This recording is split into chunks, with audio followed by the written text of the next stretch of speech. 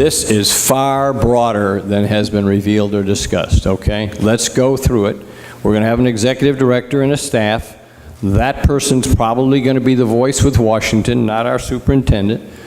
The superintendent has no policy-making authority, at least as we suggest as to our intent. We're going to spend $2.5 million to run this operation, and we're going to have a wholesale turnover of the board. Wow. And this is a compromise. I can't believe it's a compromise with the governor, because the governor is basically being told that he has failed to properly constitute a board or appoint people, and by the way, that's correct.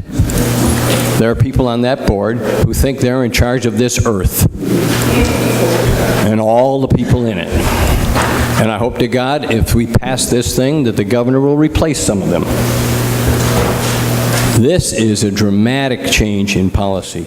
Our policymaker will be a group that meets once a month of part-time non-employees, some of whom aren't educators, who will work through an executive director that they will pick, and the superintendent won't pick, who will be our voice in Washington, and who will establish state educational policy. Wow. This bill is ill thought out. We've had a problem here in the last couple of days, my friends, which is a lot of important stuff comes late. It's now 9 o'clock on the last night of the session, and this radically new bill comes before us.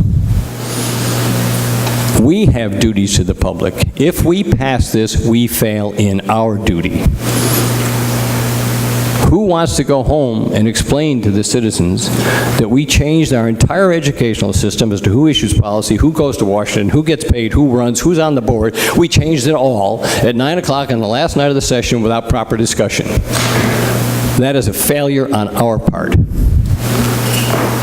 I suggest we simply defeat this bill and go on and do our job on the budget.